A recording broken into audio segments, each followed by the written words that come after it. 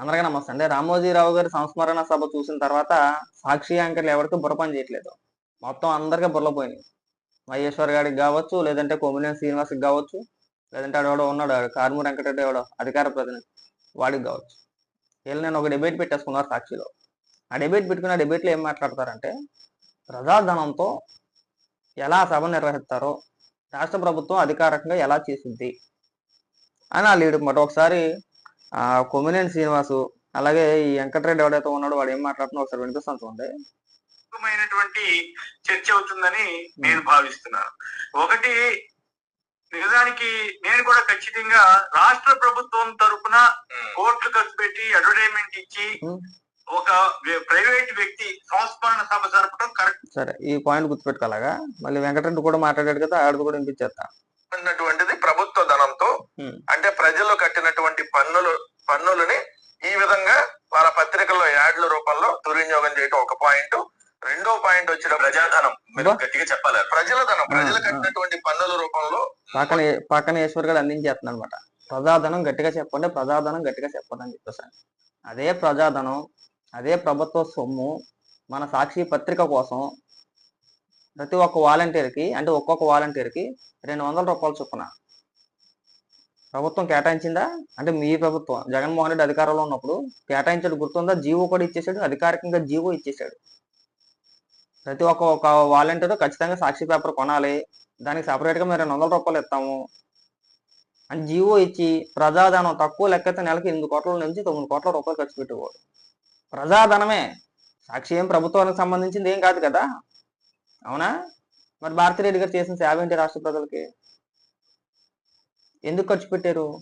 ఏ ఉద్దేశంతో ఖర్చు పెట్టారు? దానికి సమాధానం చెప్పండి. ఏ రోజైనా దాని మీద డిబేట్ పెట్టాం మనం.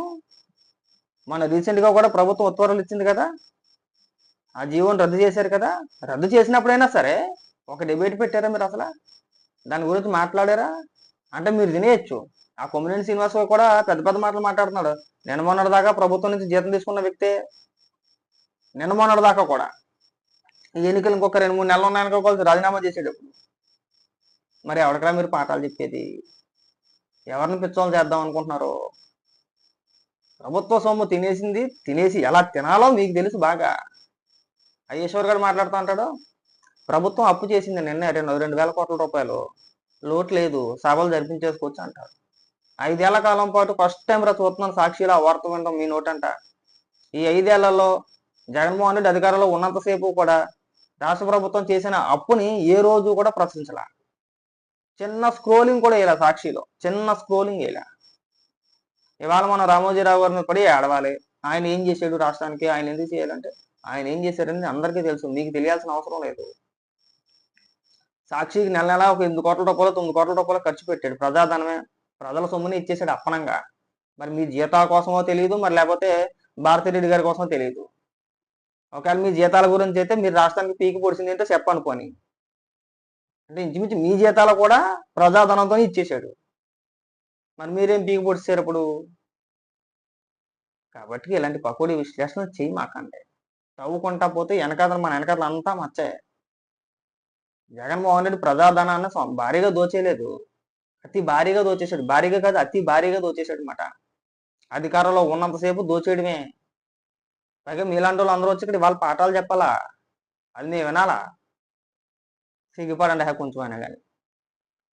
ముఖ్యంగా కొమ్మినేని శ్రీనివాస్ మాట్లాడితే మాటకు ముందోసారి ప్రజాధనం, మాటకు వెనకాతలోసారి ప్రజాధనం.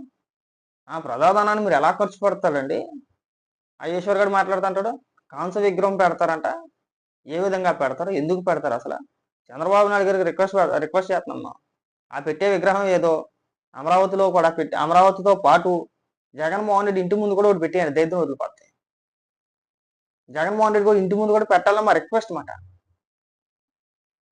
పెడితే అప్పుడు రోజు పొద్దుల్లగానే చూస్తాడనమాట, అప్పుడు కానీ కుళ్ళుకొని సత్తాడు. అప్పుడు దానికి మనం విశ్లేషణ చేయమాకండి. చాలా సందర్భాల్లో చెప్పాం, ప్రతిదాన్ని భూతత్వంలో చూసేసి ప్రతిదాన్ని కోడికెలిసినట్టు కెలికేసి మనం విషయం చిమ్మేద్దాము. మీ మేధావుతనం తగలట మాకు తెలియదు, మీ మేధావుతనం. దాని గురించి ఏ రోజు మాట్లాడం మనం. ఈ రోజు గుర్తుకొచ్చింది వాళ్ళకి. కాబట్టి ఏంటంటే ఈశ్వరు అలాగే కొమ్మినేని శ్రీనివాసు ఆ వెంకటరెడ్డి ఎవరైతే ఉన్నారో మీరు క్వశ్చన్ చేశారు, బాగానే ఉంది, నేను కాదనట్లా. దాని గురించి సమాధానం చెప్పే ముందు, సమాధానం మీరు ఆశించే ముందు, ప్రభుత్వ ధనం మీ సాక్షికి ఎలా ఇచ్చుకున్నారో దానికి సంబంధించిన జీవో ఏంటి, జగన్మోహన్ రెడ్డి చేసిన సేవ ఏంటి, సరే ముఖ్యమంత్రి గారికి వదిలేసి పత్రికా యజమాని భారతిరెడ్డి గారు కాబట్టి భారతిరెడ్డి గారు ఏం చేశారు ప్రజలకి, ఆవిడకి ఎందుకు కట్టపెట్టాలి నెల నెల డబ్బులు, ఆవిడకి ఎందుకు ఇవ్వాలి? చాలా చండాలంగా ఉంటుంది ఇలాంటి పదాలు మాట్లాడితే. మాట్లాడదలుచుకోలే కాబట్టి ఏంటంటే దీన్ని అక్కడ లాక్కుంటే మీకే బొక్క. ఈ విషయం పైన మీరు ఎంత లాక్కుంటే అంత మీకే బొక్కరా. పక్క అడుగుతారుగా ఎవరో ఒకరు, రేపు ఇప్పుడు డెబిట్ పెడతారు, ఎవరో ఒకరు డెబిట్ పెడతారు. మరి దానికి సమాధానం ఏం చెప్తారు? దానికి సమాధానం చెప్పగలగాలి కదా మనం. ప్రతిసారి కోడిగుడ్డు మీద ఎక్కడ పీకే ప్రయత్నాలు చేయమాకండి. మన ఎదవ భాగవతాలు అన్నీ తెలుసు. జగన్మోహన్ రెడ్డి ఏం చేసాడు, జగన్మోహన్ రెడ్డి ఏం పీకాడు, ప్రజల సొమ్ము గురించి మీరే మాట్లాడాలి.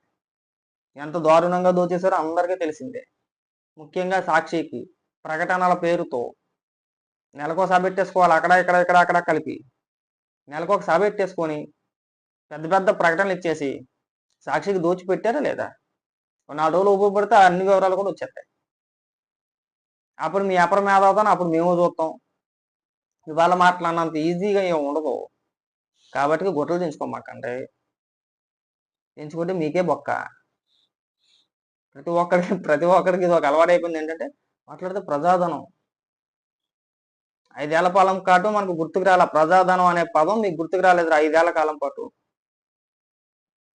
వాళ్ళు వచ్చి మీరు ఉపన్యాసాలు ఇస్తున్నారు మాకు ఇక్కడ. దోచిన కాడికి దోచేశారు. వీళ్ళు కూడా భాగస్వాములే అందులో, వీళ్ళు కూడా అందులో భాగస్వాములే.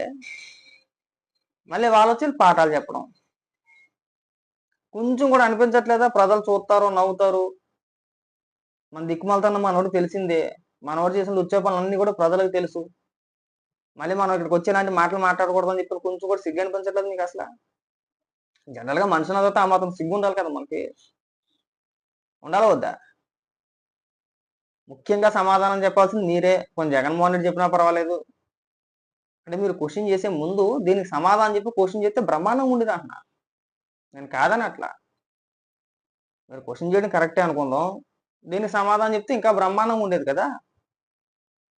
అంటే తెలివితేటలు మీ ఒక్కడిగా ఉన్నాయా? ఇంకెవరికి లేవా తెలివితేటలు? మీరు పాఠాలు చెప్తారు అందరికీ ఇక్కడికి వచ్చి, చేసేదేమో అన్ని పనికిమాలిన పనులా. అలాగే భారతిరెడ్డి గారికి మా రిక్వెస్ట్ ఏంటంటే ఇలాంటి డిబేట్లు ఇంకెప్పుడు కూడా సాక్షిలో పెట్టచ్చు మాకంటే. చాలా చండాలంగా ఉంటుంది. మీ పరువే పోద్ది, మీ ఉన్న పరువు పోద్ది.